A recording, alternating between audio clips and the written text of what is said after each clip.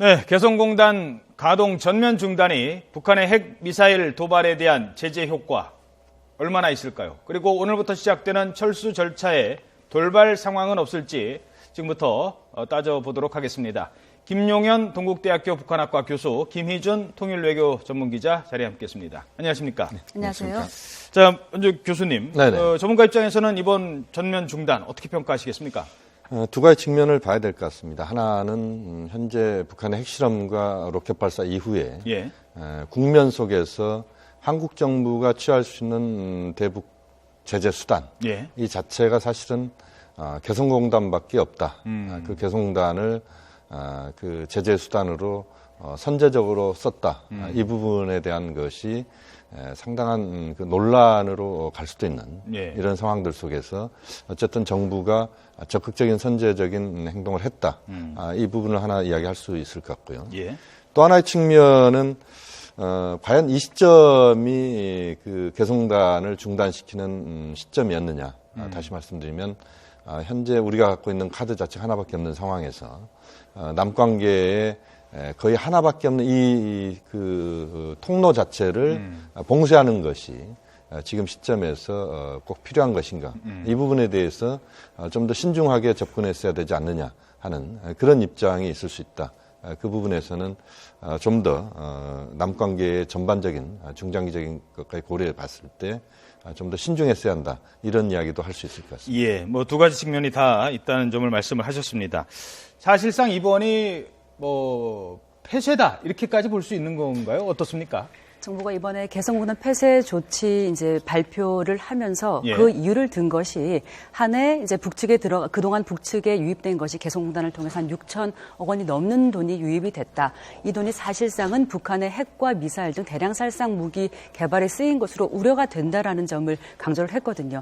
그렇다면 정부가 이 개성공단 잠정 조치를 풀기 위해서는 북한이 핵과 미사일을 포기해야 한다는 그런 조치, 어떤 성의 있는 조치가 있어야만 이 공단을 다시 가동할 수 있다는 의미고, 그렇다면 북한이 쉽사리 어떤 비핵화의 길로 들어서지 않는다 할 때는 이것이 사실상의 사실상의 폐쇄라고 볼 수도 있다고 할 수가 있겠습니다. 자, 그러면 그 점은 어떻게 보십니까? 이렇게 우리가 개성공단을 폐쇄해서 북한이 핵과 미사일을 포기할까요? 거기에 대해서 어떻게 보십니까? 사실은 개성공단 포기 정도로 핵과 미사일을 북한이 중단하는 그런 조치를 취한다면 사실 이미 북한은 그 핵과 미사일을 쏘지 않았죠. 그렇습니다. 다시 말씀드리면 개성공단만으로 북한의 그런 군사적 고강도 무력 시 핵과 미사일을 막을 수는 없다.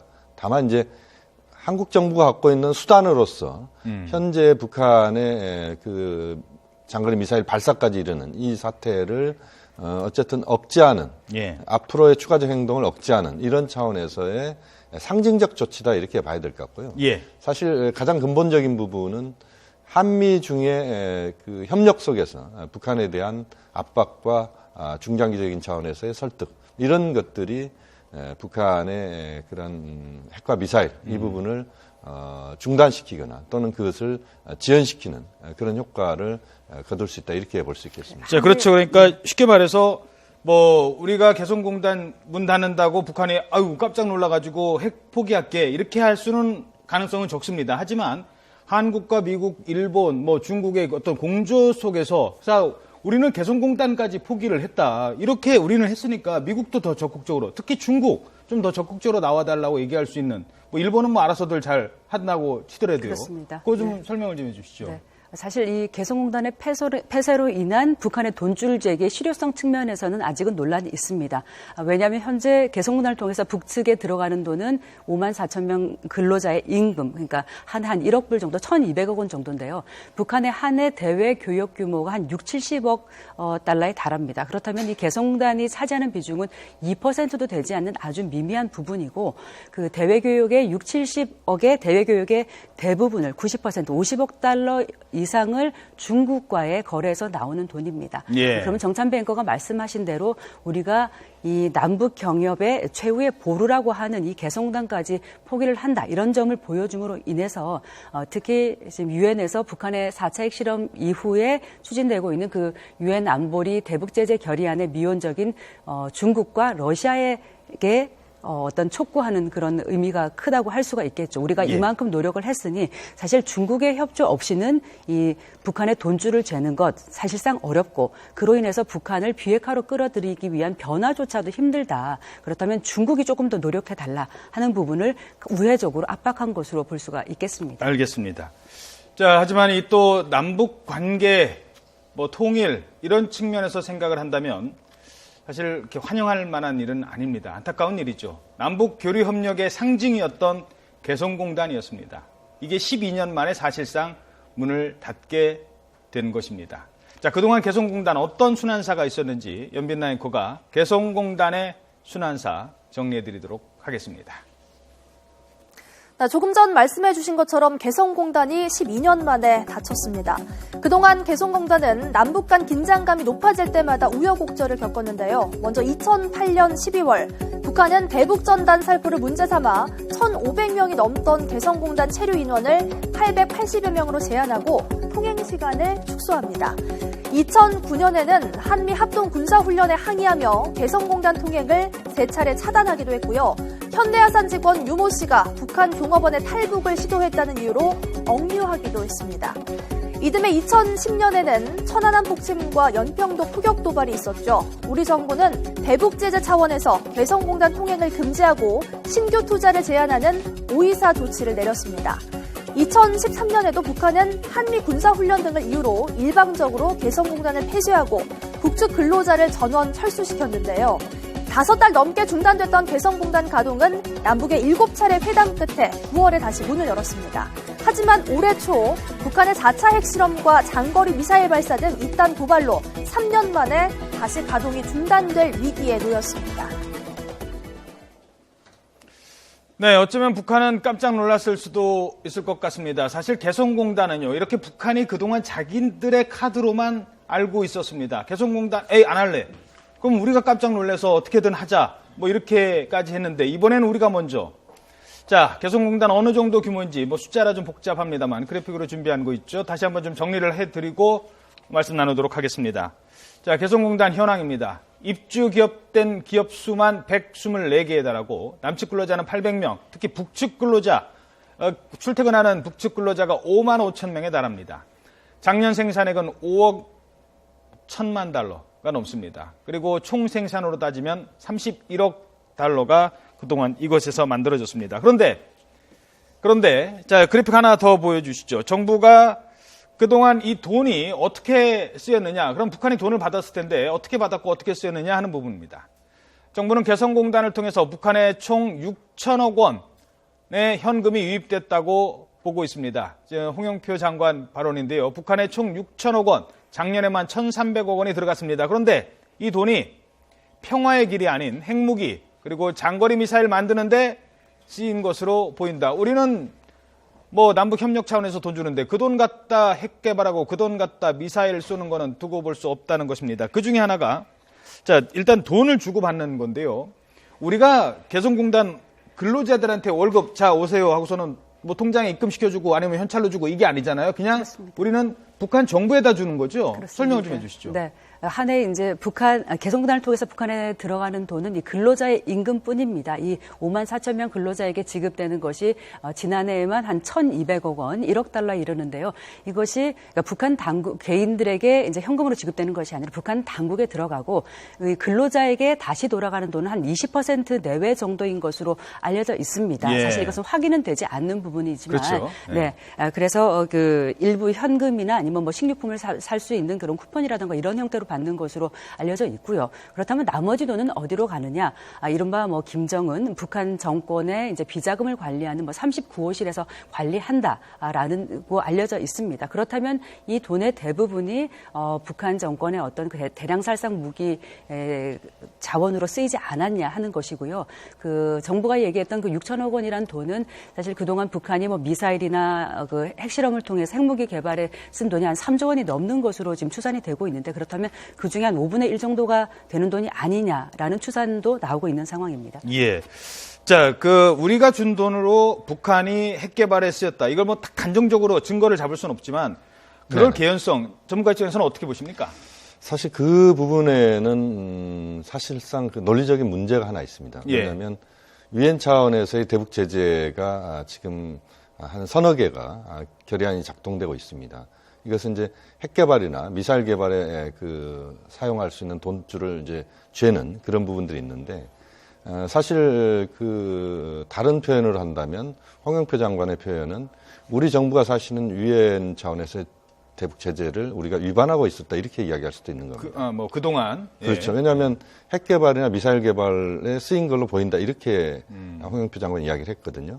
결국 이야기는 그러한 자금 자체가 그렇게 들어가는 핵이나 미사일 개발로 들어갈 수 있다 이런 것들을 한국 정부가 인정한 꼴이 된다 이렇게 봐야 되는데요. 역설적으로 따지자면. 그렇죠. 그럼 그동안 뭐 했냐 이거죠. 그렇죠. 그런데 이제 우리가 하나 주목을 해야 되는 부분은 지금 김희중 기자도 말씀하셨습니다만 5만 5천 명의 북한 주민들에게 직접 달러가 들어가지는 않습니다. 그러니까 월급으로 나오는 건 아니고 북한의 북한의 지도 총국에서 일괄적으로 그 달러를 받아서 그것을 갖고 전표랄지 또는 북한 돈으로 그것을 바꿔주는 그런 식으로 가는 겁니다. 그러니까 우리가 핵이나 미사일 개발로 북한에 지금 우리가 그 임금으로 준 것이 전용됐다 이렇게 이야기할 수 있는 부분들에 있어서는 좀 조심스러운 부분들이 있습니다. 그러니까 부분적으로 이제 그렇게 갔을 수도 있는 것이고 또 상당 부분은 북한 주민들 특히 북한의 개성 지역이 한 20만 정도 인구인데 5만 5천 명 곱하기 4 그러니까 4인 가족 기준으로 하면 한 2, 30만 정도의 그 인구가 사실상 개성공단에 아예 목을 매달고 있었다 이렇게 봐야 됩니다. 이런 상황이기 때문에 그런 핵과 미사일 개발 이 부분에 있어서는 상당히 좀 신중한 표현이 필요하다 저는 그렇게 봅니다. 자, 말씀 좀 해주시죠. 네, 아니 그런 면에서 지금 이제 계속 또 문제가 되는 것이 이제 지난해 남북 관계 살짝 이제 훈풍이 불면서 금강산 관광이 재개됐을 때 금강산 관광으로 북한이 매년 벌어들이던 한 600억 원 정도의 수입 이것을 이른바 유엔 차원에서의 그 대북 제재에 걸려 있는 그런 이른바 벌크 캐시 대량 현금의 북한 유입에 해당이 되냐 안 되냐에 이제 유권 해석을 놓고도 계속 지금 논란이 되고 있는 상황이거든요. 그러니까 그런 면에서는 북한 정권이 이 돈이 어떤 대량살상 무기라든가 이런 부분에 쓰이지 않는다는 것을 분명히 명확하게 해줄 필요가 있는데 그건 참 좀 쉽지 않은 상황이라고 또 하겠습니다. 그렇죠. 그러니까 뭐 이렇게 말씀하시는 것 중에 하나만 더 보태자면 지금 39호실 김정은의 비자금을 관리한다는 39호실이 이 돈을 가져갔을 경우 이 돈이 어떻게 쓰이는지는 모르는 거고 북한 정권의 성격으로 봤을 때 이 돈이 뭐 리설주 핸드백 사는 데도 쓸 수 있는 거고 대북 제재에 꼭 필요한 측면이 있다라고 보는 측면도 있고 또 말씀하신 것처럼 이제 근로자입니다. 현실적인 문제로 오늘 개성공단 상황을 보죠. 쉽게 생각해서 자 오늘 이제 개성공단이 오늘까지만 출근합니다. 그 공단 근로자들 5만 5천 명.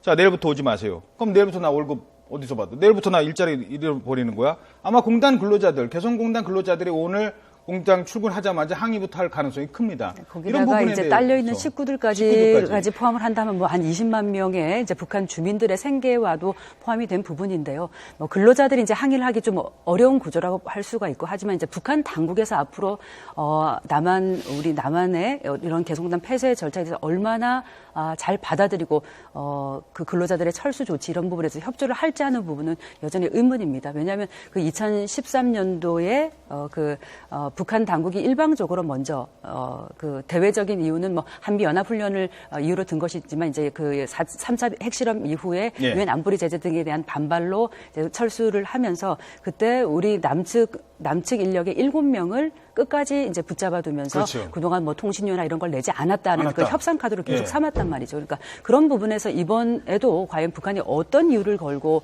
나오면서 순순히 좀 협조하지 않을 가능성도 여전히 그렇죠. 있다고 또 하나 하겠습니다. 또 짚어볼게요. 지금 뭐 만들고 있는 저 물건들 저거야 뭐 어떻게 하겠습니까? 당연히 우리가 가지고 나올 수 있겠죠. 완제품 가지고 나올 수 있습니다. 그다음에 원자재까지 갖고 나옵니다. 앞으로 뭐 당분간 뭐 만들 거 아니니까 원단 같은 거 다 들고 나오겠죠. 문제는 설비입니다. 저 기계 저 우리 거잖아요. 우리 건데 북한에서 당신네들 이 기계 못 떼어갈 수 없다. 뭐 이렇게 할 수도 있고 이거 이제 우리 거야. 금강산 호텔도 자기네들 마음대로 저렇게 문 닫아놓고 뭐 써먹기도 했었는데 저 기계 어떻게 할 거예요? 어떻게 보십니까? 일단은 뭐 우리가 그 철수 조치의 일환으로 아마 그 시설 설비에 대한 봉인 절차도 들어갈 겁니다. 북한 당국이 이거를 쓰지 못하도록 하는 절차에 들어갈 텐데 하지만 뭐 말씀하신 대로 북한이 뭐 금강산 그 시설들에 대한 몰수 조치도 한 만큼 이번에도 과연 이 부분에 대해서 남측이 하는 대로 순순히 나올지 하는 부분도 계속 좀 지켜봐야 되겠죠. 어떻게 목리를 부릴지 하는 부분은 정말 예측하기가 어렵다고 볼 수가 있겠습니다. 예. 아까 이강진 기자도 이야기를 했습니다만 이제 2013년 8.14 합의라는 게 있었습니다. 예. 그 합의서에 보면은 어떠한 상황이 발생하더라도 안정적으로 개성공단을 유지한다. 이게 이제 남북이 합의한 부분들입니다. 예. 사실 이제 그 합의가 안정적이라고 하는 것이 지금의 상황, 북한의 핵과 미사일 발사 이 국면까지도 포함하는 것이냐 이렇게 이야기하는 데는 이제 이론이 있을 수가 있는데 북한은 아마 이제 그걸 근거로 내세울 가능성이 있다. 예. 그러니까 그걸 근거로 해서 예를 들면 설비 같은 경우가 지금 124개 기업이 개성공단에 지금 입주해 있는데 1조 단위 정도까지도 보는 경우가 있습니다. 그러니까 설비 전체를 보면 예. 그 설비에는 기업에 투자한 설비도 있지만 우리의 예를 들면 한전이랄지 또는 KT랄지 가스공사랄지 수자원공사랄지 이런 기반 시설까지도 다 포함되어 있는 겁니다. 그렇죠. 그것이 상당한 사실은 액수로 우리가 환산할 수 있거든요. 예. 이런 것들을 이제 북한이 못 가져가게 나가면서 발전기 못 가져가 뭐 그렇죠. 정수장 왜냐하면 못 가져가. 남측이 그걸 위반했다. 이제 이런 식으로 북한은 이제 나올 가능성이 있는데 그래서 북한 주민들이 지금 5만 5천 명이 근무하고 있는데 이들의 예를 들면 실직과 관련된 부분에서 배상이랄지 뭐 이런 부분들을 또 요구할 수 있는 이런 것들 속에서 그런 기자재 설비들을 북한이 못 가져게 나가게 할 수 있다. 예. 그러니까 그런 점에서는 여러 가지 사실은 지금 복잡한 앞으로의 그런 남북의 그런 밀고 당기는 그런 것들이 진행될 가능성이 현재로서 높다. 가능성이 높다 이렇게 볼 수도 있겠습니다. 알겠습니다. 자, 경제적인 거 하나만 좀 더 짚어보도록 하죠. 지금 뭐 북한이 아까 지금 우리가 얘기한 거는 북한의 경제적 반응이고 뭐 군사적 도발은 뭘 할지 뭐 어떻게 할지 이거는 뭐 잠시 뒤에 혹시 시간이 되면은 간단하게 짚어보도록 하고 경제적 측면에서 우리도 손해를 볼 수 있다는 겁니다. 지금 개성공단 기업 조금 전에 사장님 인터뷰 보셨잖아요. 이건 말도 안 된다. 나보고 어떻게 하라는 얘기냐라고 당연히 반발할 수 있습니다. 네. 자, 이런 경우에 그럼 우리 기업들은 얼마나 손해를 볼까? 이것도 좀 짚어봐야 될 것 같은데 어떻습니까? 개성공단이 이제 첫 착공을 하고 12년이 지난해 총 매출액이 한 6천억 원에 가깝습니다. 그렇다면 하루 생산량이 한 16억 원에 달하는 것이고, 그러니까 하루 생산을 안 할 때 보는 손해가 16억 원 정도에 이른다는 추산이 나오는데요. 사실 그래서 기업 분들 뭐 정말 벼랑 끝에서 이제 죽으라는 거냐 이런 말씀까지 하실 정도로 굉장히 안타깝고 힘든 상황입니다. 이를 위해서 이제 오늘 정부가 관계부처 차관회의를 열어서 이들 기업에 대한 지원 대책을 논의합니다. 뭐 경협보험금 등을 이제 통한 지원이라든가 뭐 세금 혜택 등을 얘기를 할 수가 있을 텐데 하지만 이 경협보험금에 규모가 얼마나 돼요? 그러니까 1인당 한 기업당 받을 수 있는 돈이 한 90% 총 설비 투자액의 90%에서 한 70억 원까지로 제한이 돼 있는데 문제는 이 124개 기업 중에서 이 경협보험금에 가입되어 있는 기업이 70여 개 기업뿐입니다. 나머지 기업은 그런 보상이나 이런 부분을 받을 수가 없는 상황인 것이죠. 그런 부분에 있어서는 어떻게 보면 그래서 개성공단 폐쇄라는 것이 양날의 칼이다. 북한에 대한 제재인 동시에 우리 기업들에까지도 영향을 미치기 때문에 어떤 뭐 자해적 조치다 이런 말까지 나오고 있습니다. 따라서 이분 기업들의 피해를 최소화할 수 있는 그런 대책도 좀 마련이 돼야 될 것 같습니다. 예, 마지막으로 아까 좀 했습니다만 경제적인 조치 외에도 북한이 갑자기 뭐 지금 아직 첫 반응도 없습니다. 뭐 네. 조금 전에 우리가 첫 반응이라고 해서 들어와라 일정에 합의했다. 이거는 평소에 하던 대로 하는 거고요. 아직 네. 말도 안 하고 있어요. 더 불안하거든요. 어떻게 보십니까? 북한이 어떻게 나올까요? 사실 이제 북한은 그 개성공단의 중단 사태 이 부분에 대해서 우리 쪽에 책임을 전가할 가능성이 매우 높습니다. 그러니까 개성공단 중단은 8.14 합의를 남측 위반한 것이다. 그런 점에서 모든 책임은 남측에 있다. 이제 이런 식으로 이제 나올 가능성이 있다. 그리고 또 하나의 측면은 개성공단의 이런 중단 사태가 사실상 지금 상황으로 보면 박근혜 정부 임기 내내 아마 중단 가능성이 현재로서 높다고 볼 수밖에 없습니다. 예. 왜냐하면 북한이 아까 김희중 기자께서 말씀하셨습니다만 핵과 미사일 이 개발에 지금 개성단에서 나오는 그 임금이 다 그쪽으로 가고 있는 것 아니냐. 그러니까 그것 때문에 중단시킨다라고 하는 거기 때문에 예. 핵과 미사일 개발이 중단되지 않는 이상은 이제 개성단은 가동은 더 어렵다 이렇게 지금 정부는 보고 있기 때문에 예. 그런 점에서 본다면 사실상 지금 상황에서 남관계 차원에서 북한이 개성공단 사태를 빌미로 해서 저강도 무력 시위 예를 들면 NLL 이남 수역으로 북한의 단거리 미사일 발사한다 할지 또 지금 앞으로의 상황에서 보면은 키리졸 훈련이 또 바로 있습니다. 그렇죠. 이런 상황에서 예. 개성공단 사태에 이어서 북한이 그 중거리 미사일 발사를 한다랄지 이런 식의 군사적 무력 시위를 통해서 군사의 긴장 수위를 높이면서 한반도가 긴장돼 있다. 이것들을 국제사회에 북한이 그런 씨앗들을 또 퍼뜨리는 이런 가능성들도 배제할 수 없다고 봅니다. 알겠습니다.